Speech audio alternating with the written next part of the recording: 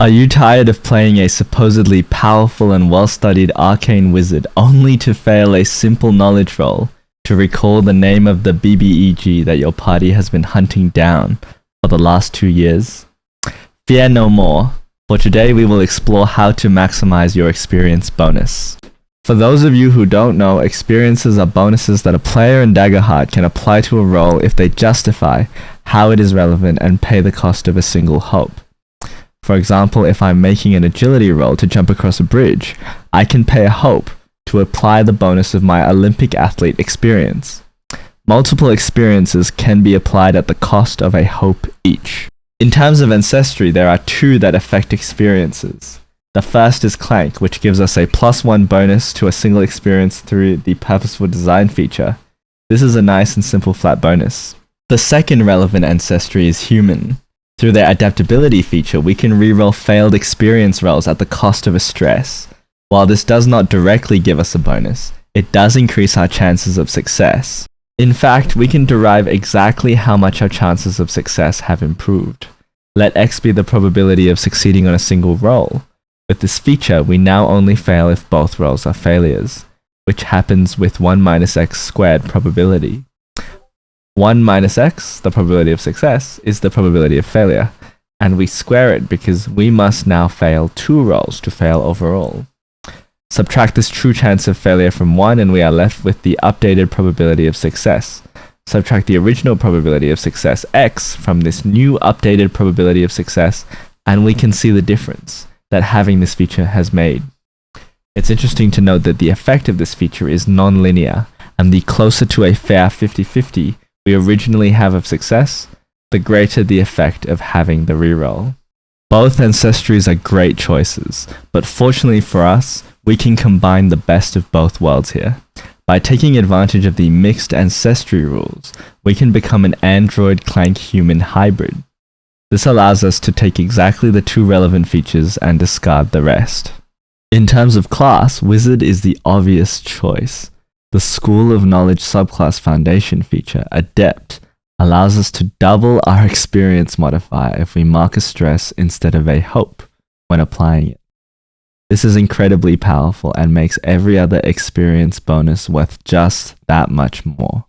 Similarly, there is only 1 domain card that affects experiences. Master of the Craft lets us gain either a permanent +2 bonus to 2 of our experiences or a permanent +3 bonus to 1.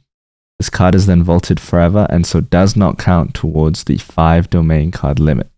This domain card is a level 9 Grace card, which is not one of the 2 domains that we begin with as a wizard. However, since we only require a foundation feature of the Wizard School of Knowledge subclass, we can begin with a class that does have access to this domain. Either Bard or Rogue, it does not matter which. This build considers a tier 4 character. Unlike the other builds on my channel, you don't have to be level 10 to reap the rewards. Instead, level 8 will suffice. From leveling up, we will get +3 to 2 experiences, a maxed out trait at +5, and multi-class into a School of Knowledge wizard. Feel free to pause here for the mandatory level up options. Adding all of these bonuses together, we get a total experience bonus of +18. Let's recap how we got here. Now we begin our character creation with a base experience bonus of +2. The purposeful design feature of the Clank Ancestry gives us another +1. The Master of the Craft Grace domain card gives us a permanent +3. We get another +3 from leveling up.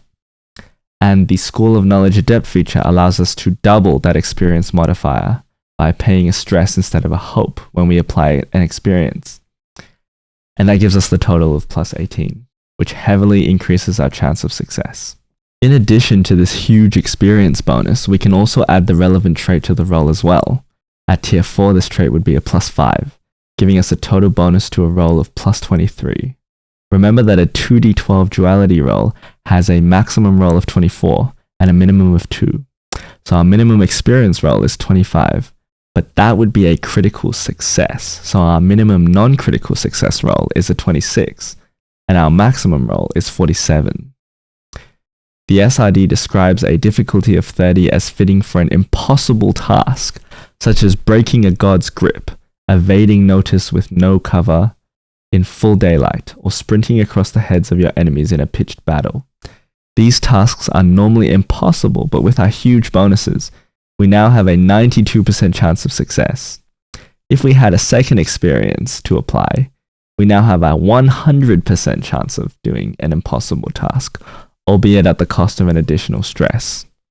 In fact, if all 5 of our experiences apply, we could get a plus 40 bonus, although at the much more expensive cost of 5 stress.